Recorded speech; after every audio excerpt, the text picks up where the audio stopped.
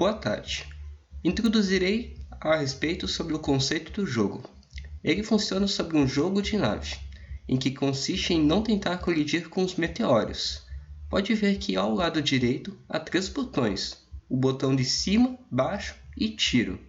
Vamos iniciar nossa simulação como um exemplo. Certo, ao começar o jogo, temos que apertar o botão de tiro. Isso é feito também quando o usuário perder ou quando ganhar. O jogo consiste em uma nave que tenta desviar de meteoros, assim como ele também pode atingir.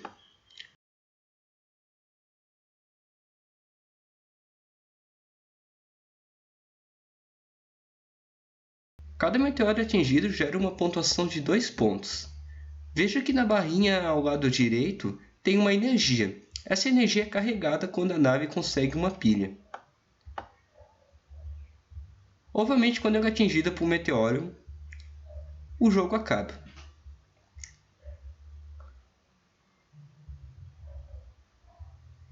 E podemos iniciar com o botão de tiro.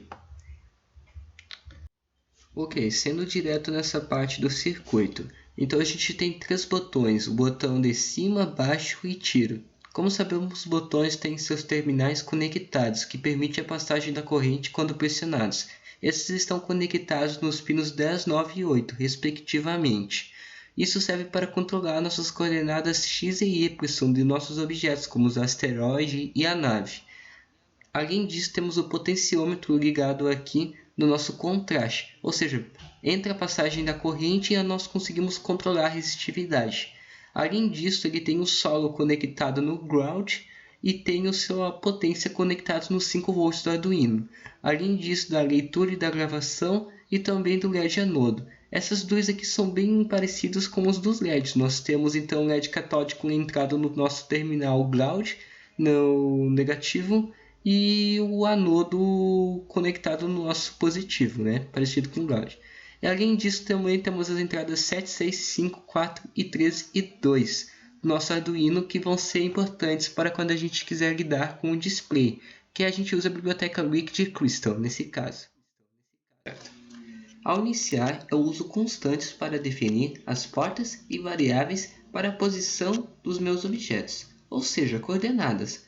Além disso, há valores booleanos importantes, como para ver se o jogo está rolando, se o jogo ganhou ou perdeu, ou só iniciar, e para checar se há um tiro ou uma energia na tela, para que a gente possa processá-lo e consiga movimentá-lo.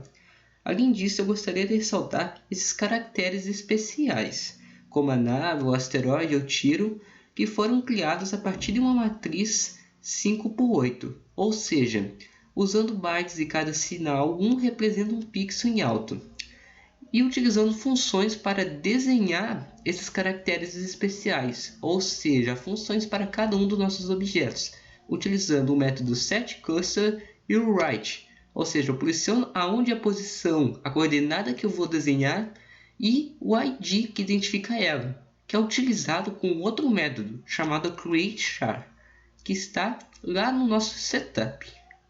Ou seja, para nave, asteroide, explosão, energia, tiro, eu vinculo a um ID. Mas como que eu controlo então o status do meu game? Ou seja, quando ele inicia e quando ele acaba. E além disso, a sua pontuação. Para isso, há 3 funções, que são tela, painel e reset. Ou seja, eu desenho a pontuação no meu painel que é passado e a posição dele no eixo X, e além disso printo ele o valor da energia. Também o valor da tela, onde eu defino a condição, no caso o meu status, para 0, a tela de início, a tela 1 ganhou e 2 perdeu.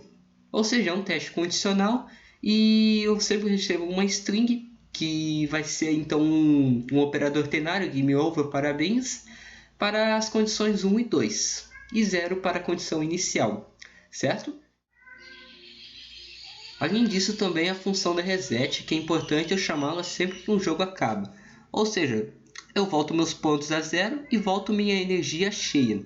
E além disso, eu defino meu game como true, ou seja, ele volta a acontecer. E também o meu status para 0. Então eu vou ser um pouco mais ligeiro nessa parte, No primeiro desvio condicional do loop, ele nunca vai entrar no game, porque o game por padrão foi definido como falso lá no setup. Então, lá no meu else, que está aqui, ele vai chamar a função deTela para mostrar o status da tela inicial e vai chamar a função reset para resetar a energia e a pontuação, e vai definir o game como true. E vai voltar então a executar o código e agora sim vai começar a executar esse desvio condicional. Vai sendo decrementada a energia, eu vou limpando a tela, certo? E quando a minha energia chegar em zero, o meu game vai ser falso. E status 2 de derrota. Além disso, eu botei dois ifs para verificar a condição, né, da minha entrada, se eu quero cima ou baixo, que muda a coordenada da minha nave.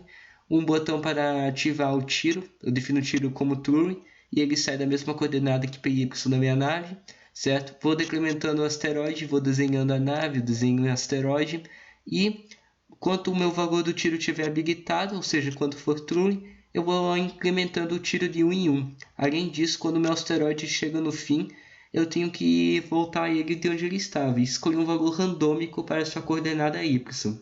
Algo parecido ocorre com o tiro, né? Quando ele chega em 16, o meu valor do tiro vai sendo false e tiro o tiro da tela. Além disso, eu tenho que cuidar também da colisão com o asteroide.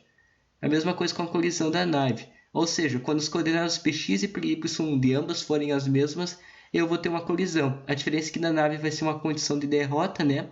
E desenha a explosão da nave naquelas devidas coordenadas.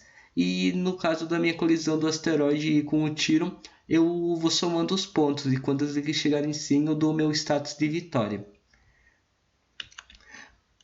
Além disso, tem o processamento das energias, que ao longo do jogo vai sendo escolhido randomicamente, um valor de 0 a 20, e quando for 10 eu habilito minha pilha para true, e começa a minha PX energia a partir da linha 12. Escolho um valor randômico de qual coluna ela vai iniciar e chamo a função processa pilha, que é responsável por verificar quando a pilha está junto com a nave e incrementa, né, o valor da energia da nave e volta a ser carregado. Enfim, era isto. Bom proveito de um jogo. E era isso. Eu pretendo fazer ele orientado a objeto. Né? Foi bastante trabalhoso, mas muito legal de se fazer.